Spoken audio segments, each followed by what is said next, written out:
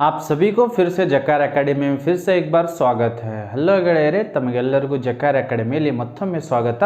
ಇವತ್ತು ನಾವು ನೋಡ್ತಾ ಇರೋದು ನಮ್ಮ 10ನೇ ತರಗತಿಯ 3ನೇ ಪಾಠ ಗಿಲ್ಲು ಪಾಠದ ಬಗ್ಗೆ ಬಹಳಷ್ಟು ಇಂಪಾರ್ಟೆಂಟ್, ಬಹಳಷ್ಟು ಪ್ರಮುಖವಾಗಿರುವಂಥ ಪಾಠ। ಏಕೆಂದರೆ ಇದರ ಮೇಲೆ ಹಲವಾರು ಪ್ರಶ್ನೆಗಳನ್ನು ಕೇಳಲಾಗಿದೆ, ಪರೀಕ್ಷೆಯಲ್ಲಿ ಕೇಳ್ತಾರೆ। ಇಲ್ಲ ಅಂದರೆ ಕನಿಷ್ಠವಾಗಿ 3 ರಿಂದ 4 ಅಂಕಗಳು ಗಿಲ್ಲು ಪಾಠದಿಂದ ಬಂದೇ ಬರ್ತವೆ। ಅದಕ್ಕಾಗಿ ಮಕ್ಕಳೇ, ಈ ಗಿಲ್ಲು ಪಾಠದಲ್ಲಿ ಬರುವಂತಹ ಪ್ರಮುಖ अंशಗಳ ಬಗ್ಗೆ ನಾವು ಇವಾಗ ನೋಡ್ತಾ ಇದ್ದೀವಿ। तो गिल्लू पाठ से हमें कम से कम वार्षिक परीक्षा के अंदर 3 से 4 अंक ज़रूर और आवश्यक आते हैं, अवश्य आते हैं।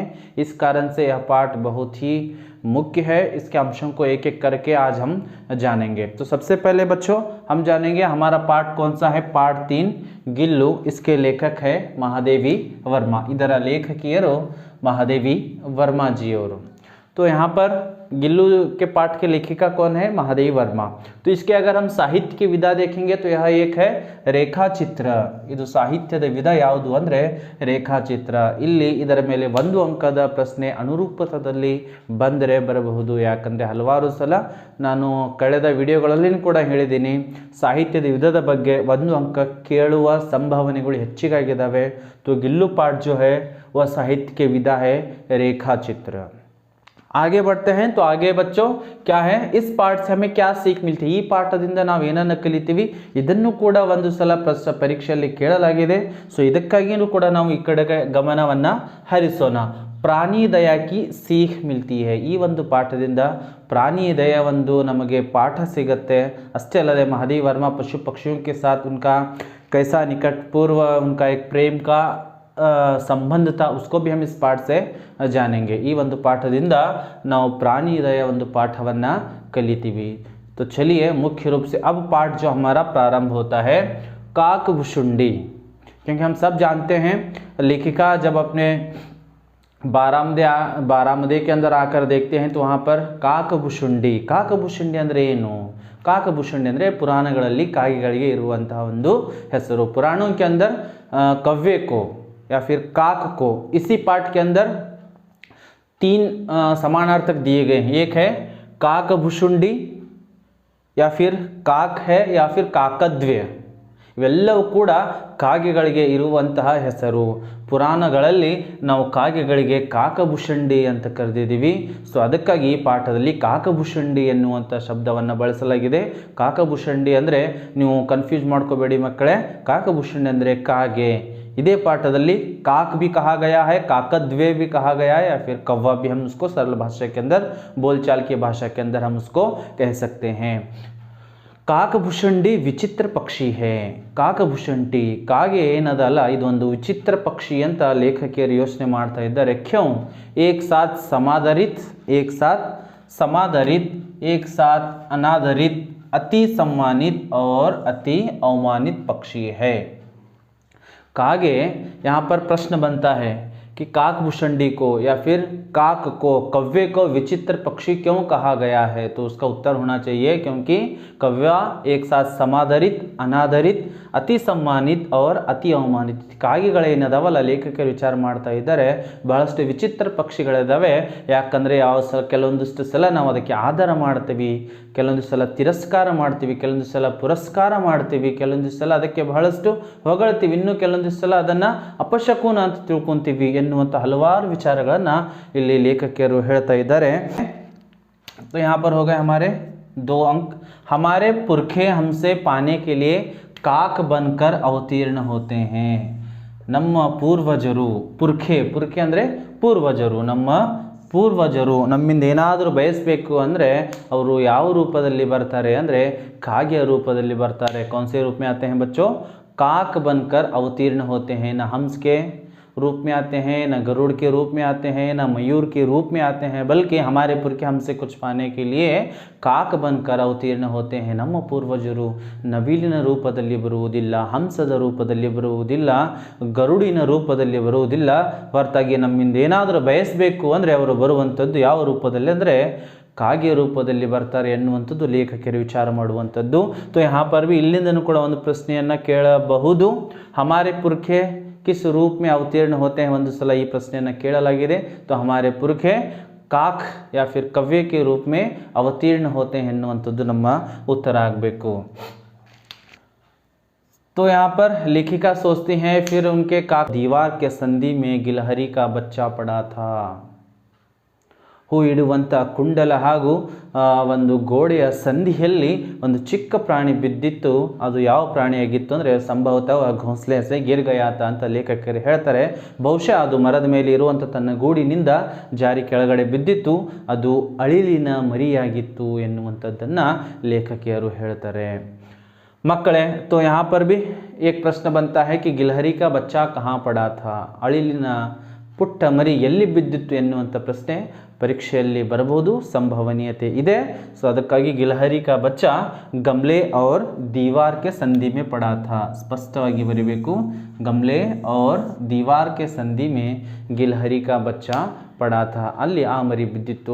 ತದನಂತರ ಅಲ್ಲಿ ಕಾಗೆಗಳು ಅದಕ್ಕೆ ಸುಲಭವಾಗಿ ಆಹಾರವನ್ನು ಮಾಡ್ತಾ ಇರಲಿಕ್ಕೆ ಪ್ರಯತ್ನ ಪಡ್ತಾ ಇದ್ವು, ಹಲವಾರು ತನ್ನ ಕೊಕ್ಕುಗಳನ್ನು ಅದರ ಮೇಲೆ ಗಾಯವನ್ನು ಮಾಡಿದ್ರು।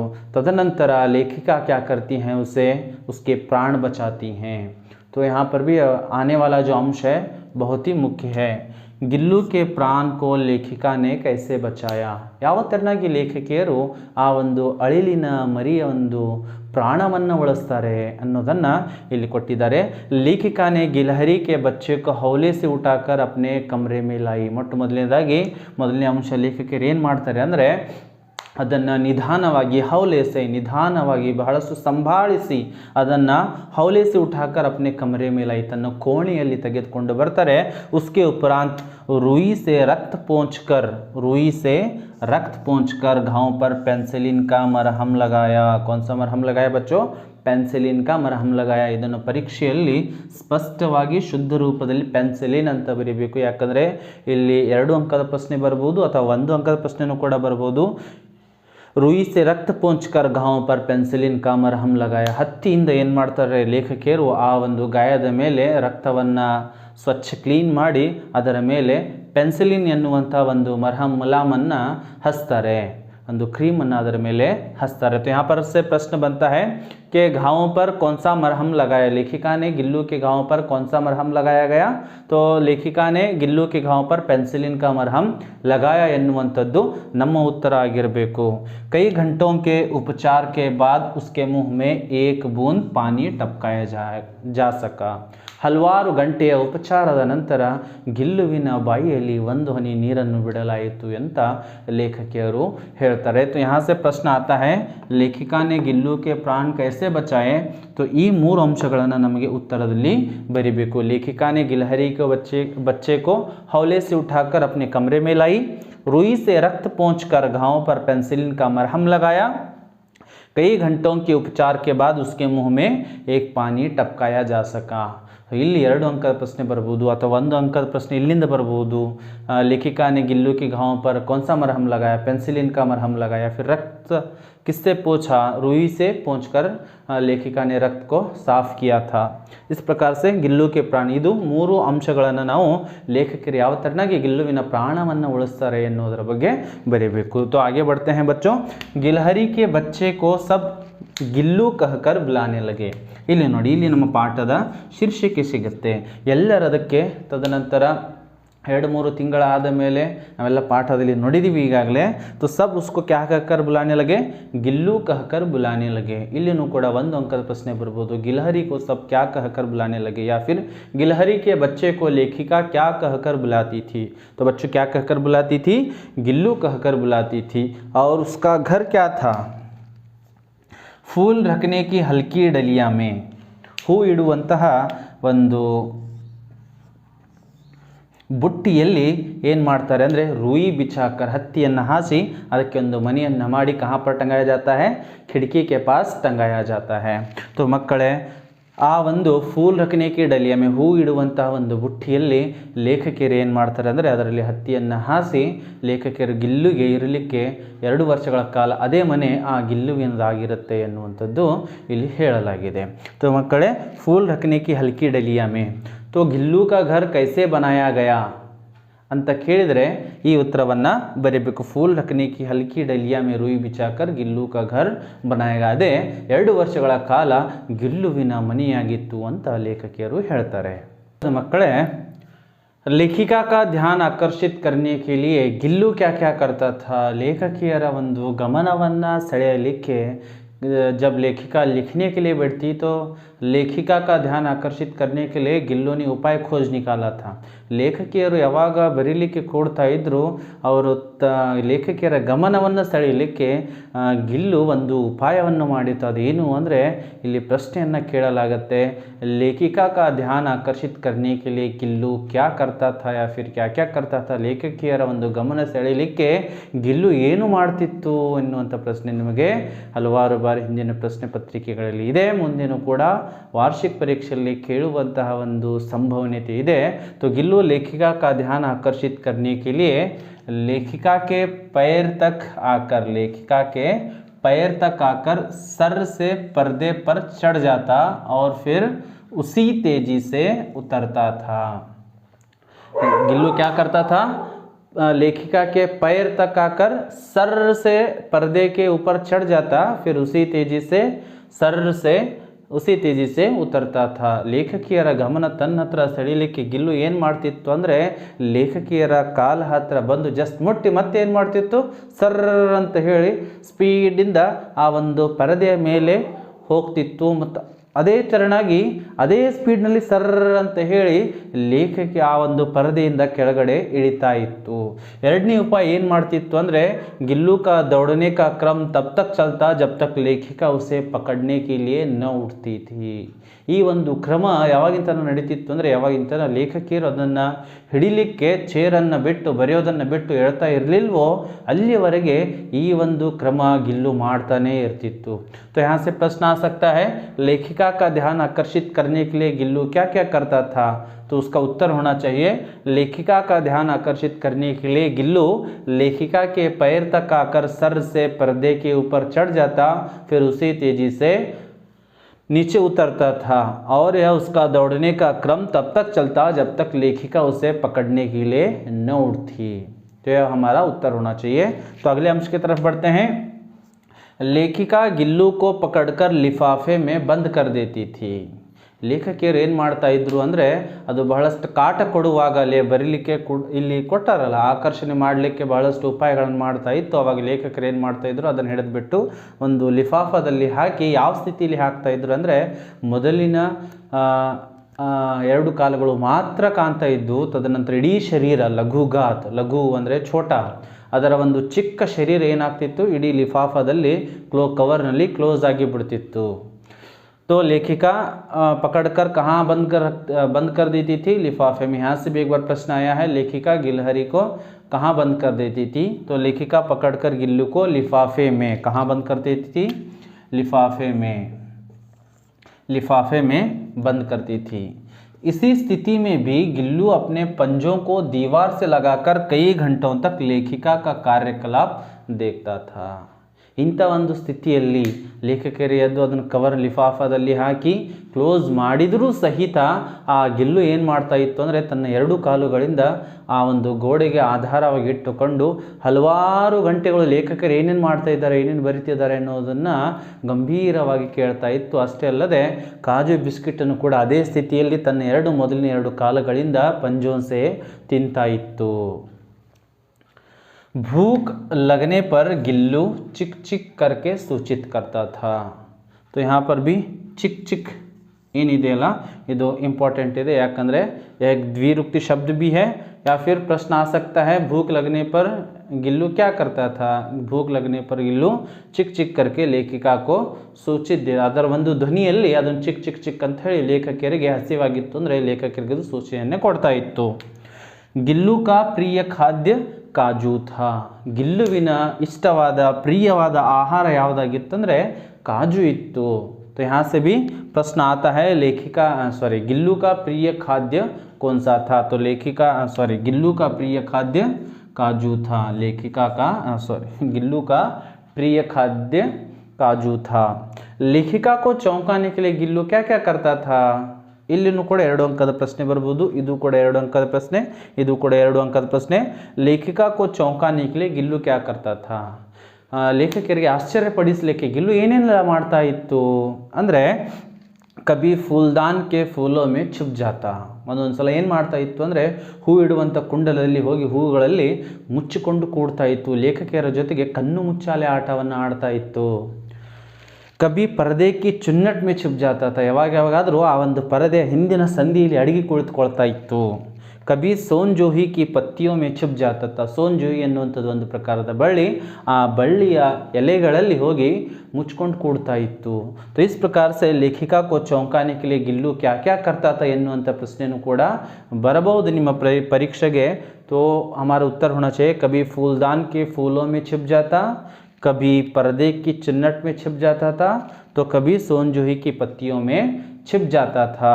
तो यहाँ पर मुख्य रूप से यहाँ पर 2 अंशों के ऊपर हमें ध्यान रखना आवश्यक है.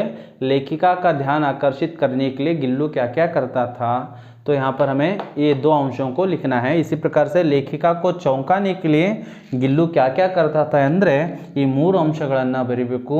ತದನಂತರ ಇನ್ನೊಂದು ಪ್ರಶ್ನೆ ಇದೆ, ಗಿಲ್ಲು ಕೆ ಕಾರ್ಯಕಲಾಪ ಕೆ ಬಾರೆ ಮೇ ಲಿಖಿಯೇ, ಆ ಒಂದು ಕಾರ್ಯಕಲಾಪ ಬರೆಯುವಾಗ ಇವು 2 ಅಂಶಗಳನ್ನು ನಾವೇನು ಮಾಡಬೇಕು, ಇದು ಒಂದು ಮತ್ತು ಇದು ಒಂದು ಸೇರಿಸಿ ಇನ್ನೂ ಕೆಲವೊಂದಿಷ್ಟು ಪಾಯಿಂಟ್ಸ್ಗಳಿದಾವೆ, ಅದನ್ನು ಸೇರಿಸಿ ಅದರ ಉತ್ತರವನ್ನು ಬರಿಬೇಕಾಗತ್ತೆ ಮಕ್ಕಳೇ. उसके आगे बढ़कर हमारा अगला अंश है, लेखिका ने बहुत कठिनाई से थाली के पास बैठना गिल्लू को सिखाया, वहाँ बैठकर गिल्लू थाली में से एक एक चावल का दाना बड़ी सफाई से खाता था. ಹೀಗೆ ಹಲವಾರು ಸಲ ಲೇಖಕರಿಗೆ ಅದು ಏನು ಮಾಡ್ತಾ ಇತ್ತು, ಆಕರ್ಷಣೆ ಮಾಡ್ತಾ ಇತ್ತು. ತದನಂತರ ಅವರು ತನ್ನ ಕಡೆಗೆ ಗಮನ ಸೆಳೀತಾ ಇತ್ತು. ಮತ್ತೆ ಏನು ಮಾಡ್ತಾ ಇತ್ತು ಅಂದರೆ ಲೇಖಕಿಯರು ಊಟ ಮಾಡಲಿಕ್ಕೆ ಕೂಡುವಾಗ ಅದು ಕಿಚನ್ ರೂಮ್ಗೆ ಬಂದು ಏನು ಮಾಡ್ತಿತ್ತು ಅಂದರೆ ಆ ಪ್ಲೇಟ್ನಲ್ಲಿನೇ ಕೂಡಲಿಕ್ಕೆ ಪ್ರಯತ್ನ ಮಾಡ್ತಾಯಿತ್ತು. ಯಾವ ತಟ್ಟೆಯಲ್ಲಿ ಲೇಖಕರು ಉಣ್ತಾ ಇದ್ರು ಅದೇ ತಟ್ಟೆಯಲ್ಲಿ ಬಂದು ಕೂಡ್ತದೇನೋ ಅಂತ ಆ ಥರ ಮಾಡ್ತಾ ಇತ್ತು. ಬಹಳಷ್ಟು ಕಠಿಣತೆಯಿಂದ ಲೇಖಕರು ಹೇಳ್ತಾರೆ, ಬಹುತಿ ಕಠಿನಾಯಿ ಸೆ ಮೈನೆ ಉಸೆ थाली के पास बैठना सिखाया, ಹಲವಾರು ಸಲ ನಾನು ಅದಕ್ಕೆ ಪ್ರಯತ್ನಪಟ್ಟು ಬಹಳಷ್ಟು ಕಠಿಣತೆಯಿಂದ ನಾನು ಅದಕ್ಕೆ ನನ್ನ ತಟ್ಟೆಯ ಪಕ್ಕದಲ್ಲಿ ಕೂಡುವಂಥ ಅಭ್ಯಾಸವನ್ನು ಅದಕ್ಕೆ ಮಾಡಿಸಿದೆ. ಅಲ್ಲಿ ಕೂತ್ಕೊಂಡು ಗಿಲ್ಲು ಏನು ಮಾಡ್ತಾ ಇತ್ತು ಅಂದರೆ ಒಂದೊಂದು ಆ ಒಂದು ಅನ್ನದ ಕಾಳನ್ನು ತನ್ನ ಬಾಯಿಯಲ್ಲಿ ಬಹಳಷ್ಟು ಸ್ವಚ್ಛತೆಯಿಂದ ಹಾಕಿಕೊಳ್ತಾ ಇತ್ತು ಅಂತ ಲೇಖಕಿಯರು ಹೇಳ್ತಾರೆ. तो यहाँ पर से भी प्रश्न आ सकता है, लेखिका ने गिल्लू को क्या क्या सिखाया, तो लेखिका ने गिल्लू को थाली के पास बैठना सिखाया और वहाँ से गिल्लू क्या करता था, एक एक चावल का दाना थाली के पास बैठकर गिल्लू बहुत ही सफाई से खाना खाता था. तो अगला अंश हमारा आता है ವರ್ಮಾಜಿ ಕಿ ಅಸ್ವಸ್ಥಥ. ವರ್ಮಾಜಿಯವರಿಗೆ ಒಂದು ಸಲ ಅನಾರೋಗ್ಯದಿಂದ ಅವರಿಗೆ ಆರಾಮಿದ್ದಿದ್ದಿಲ್ಲ. ಏನಾಗಿತ್ತು ಅಂದರೆ ಆ ಒಂದು 3-4 ಅಂಶಗಳನ್ನು ನಾವು ಇಲ್ಲಿ ನೋಡೋಣ. मोटर दुर्घटना से आहत होकर लेखिका कुछ दिन अस्पताल में थी. ಒಂದು ಮೋಟರ್ ಆಕ್ಸಿಡೆಂಟ್ನಲ್ಲಿ, ಒಂದು ದುರ್ಘಟನೆಯಲ್ಲಿ ಲೇಖಕಿಯರು ಆ ಒಂದು ಗಾಯಾಳುಗಳಾಗಿ ಕೆಲವೊಂದಿಷ್ಟು ದಿನ ಹಾಸ್ಪಿಟಲಲ್ಲಿ ಇರ್ತಾರೆ, ದವಾಖಾನೆಯಲ್ಲಿ ಇರ್ತಾರೆ. लेखिका के कमरे का दरवाज़ा खोलते ही गिल्लू झूले से उतरकर दौड़ता फिर किसी दूसरे को देखकर अपने घोंसले में जाता था. जब लेखिका को घर लाया गया तो वहाँ अस्वस्थ थी. इस कारण से वह क्या करता था, जब भी लेखिका के कमरे का दरवाज़ा खोलते तो फ़ौरन दौड़कर कहाँ जाता था, लेखिका के पास जाने का प्रयत्न करता था. ಅವ್ರಿಗೆ ಲೇಖಕಿಯರ ಕೋಣೆಯ ಒಂದು ಬಾಗಿಲನ್ನು ತೆಗೆದಾಗ ತನ್ನ ಒಂದು ಮನೆಯನ್ನು ಬಿಟ್ಟು, ತನ್ನ ಜೋಕಾಳಿಯನ್ನು ಬಿಟ್ಟು ಲೇಖಕಿಯರತ್ತ ಓಡ್ತಾ ಬರ್ತಿತ್ತು. ಮತ್ತೆ ಆ ಒಂದು ಲೇಖಕಿಯರ ಕೋಣೆಯಲ್ಲಿ ಮತ್ತೆ ಬೇರೊಬ್ಬರು ಬಂದರೆ ಮತ್ತೆ ಓಡಿಕೊಂಡು ಎಲ್ಲಿ ಹೋಗ್ತಿತ್ತು, ತನ್ನ ಗೂಡನ್ನು ಸೇರಿಕೊಳ್ತಾ ಇತ್ತು ಅಂತ ಲೇಖಕಿಯರು ಹೇಳ್ತಾರೆ. ಇದು ಆ ಗಿಲ್ಲುವಿಗೆ ಲೇಖಕಿಯರ ಮೇಲೆ ಇರುವಂತಹ ಪ್ರೀತಿ.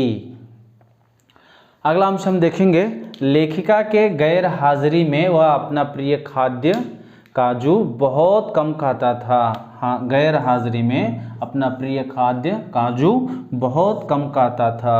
ಲೇಖಕಿಯರ ಒಂದು ಮನೆಯಲ್ಲಿ ಇಲ್ಲದೇ ಇರುವಂತಹ ಸಮಯದಲ್ಲಿ ಅಥವಾ ಅವರು ಆ್ಯಕ್ಟಿವ್ ಆಗಿ ಇಲ್ಲದೇ ಇರುವಂಥ ಸಮಯದಲ್ಲಿ, ಅವರಿಗೆ ಆರಾಮ್ ತಪ್ಪಿರುವಂಥ ಸಮಯದಲ್ಲಿ ಗಿಲ್ಲು ಕೂಡ ಏನು ಮಾಡ್ತಿತ್ತು, ತನ್ನ ಪ್ರಿಯ ಖಾದ್ಯ ಕಾಜು, ಅದರ ಪ್ರಿಯ ಭೋಜನ, ಪ್ರಿಯ ಆಹಾರ ಕಾಜು ಭಾಳಷ್ಟು ಕಡಿಮೆ ತಿಂತಾಯಿತ್ತು. ಯಾಕಂದರೆ ಬಂದಿರತಕ್ಕಂಥ ಜನ ಎಲ್ಲ ಗಿಲ್ಲುವಿಗೆ ಏನು ಮಾಡಿಕೊಡ್ತಾ, ಅವ್ರಿಗೆಲ್ಲರಿಗೂ ಗೊತ್ತಿತ್ತು ಕಾಜು ಅದಕ್ಕೆ ಭಾಳಷ್ಟು ಇಷ್ಟವಾಗಿರ್ತಕ್ಕಂಥ ಆಹಾರ ಅಂತ. ಅದಕ್ಕಾಗಿ ಆ ಎಲ್ಲ ಜನ ಅದಕ್ಕೆ ಕೊಟ್ಟು ಹೋಗ್ತಾ ಇದ್ರು. ಆದರೆ ಯಾವಾಗ ಲೇಖಕಿಯರು ಸ್ವಲ್ಪ ದಿನಗಳಾದ ಮೇಲೆ ಮನೆಯನ್ನು ಕ್ಲೀನ್ ಮಾಡುವಾಗ, ಗಿಲ್ಲುವಿನ ಮನೆ ಕ್ಲೀನ್ ಮಾಡ್ತಾರಲ್ಲ, ಅವಾಗ ಏನಾಗಿತ್ತು, ಬಹಳಷ್ಟು ಕಾಜುಗಳು, ಬಹಳಷ್ಟು ಗೋಡಂಬಿಗಳು ಅಲ್ಲಿ ಕಾಣ್ತವೆ. ಆವಾಗ ಲೇಖಕಿಯರಿಗೆ ಗೊತ್ತಾಗತ್ತೆ, ನನಗೆ ಆರಾಮಿಲ್ಲದೇ ಇರುವಂತಹ ಸಮಯದಲ್ಲಿ ಇಲ್ಲಿ ಗಿಲ್ಲು ಏನು ಮಾಡ್ತಾ ಇತ್ತು, ಅದರ ಒಂದು ಆಹಾರ ಬಹಳಷ್ಟು ಪ್ರಿಯವಾಗಿರ್ತಕ್ಕಂಥ ಆಹಾರ ಬಹಳಷ್ಟು ಕಡಿಮೆ ತಿಂತಾ ಇತ್ತು ಅಂತ ಲೇಖಕರಿಗೆ ಗೊತ್ತಾಗಿಬಿಡುತ್ತೆ. इसलिए लेखिका के गैर हाजिरी में वह अपना प्रिय खाद्य काजू बहुत कम खाता था. लेखिका के अस्वस्थता में गिल्लू तकिए पर सिराने पर बैठकर अपने नन्हे पंजों से लेखिका के तकिए पर सिराने पर बैठकर नन्हे पंजों से लेखिका के सर और बालों को हौले से सहलाता था.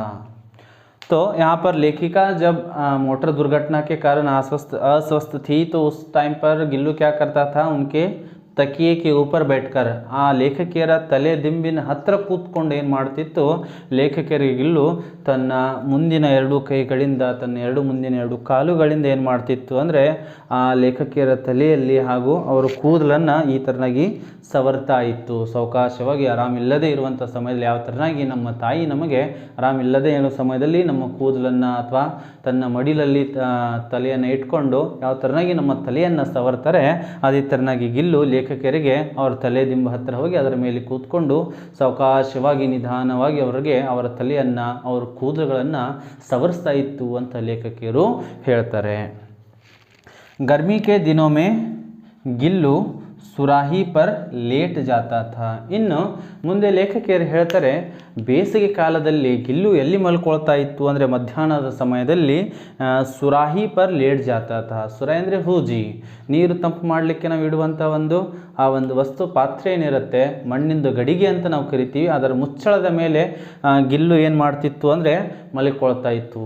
ಯಾಕೆ ಮಲ್ಕೊಳ್ತಾ ಇತ್ತು ಅಲ್ಲಿ ಅಂದರೆ, ಕ್ಯೂ ವಹಾ ಪರ್ ಗಿಲ್ಲು, ಇದನ್ನು ಪ್ರಶ್ನೆ ಒಂದು ಸಲ ಕೇಳಲಾಗಿದೆ, ಗಿಲ್ಲು ಸುರಾಹಿ ಪರ್ ಕ್ಯೂ ಲೇಟ್ ಜಾತಾ ಥಾ, ಯಾಕೆ ಅಲ್ಲಿ ಮಲ್ಕೊಳ್ತಾ ಇತ್ತು ಅಂದರೆ, इससे गिल्लू लेखिका के समीप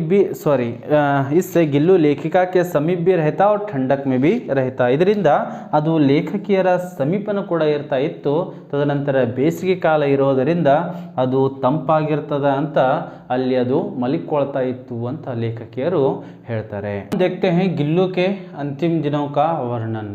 ಗಿಲ್ಲುವಿನ ಅಂತಿಮ ದಿನಗಳ ವರ್ಣನೆಯನ್ನು ನಾವು ಇವಾಗ ನೋಡೋಣ, क्योंकि परीक्षा के दृष्टि से यह भी बहुत बार प्रश्न पूछा गया, गिल्लू के अंतिम दिनों का वर्णन कीजिए, इस प्रकार का प्रश्न पूछा गया.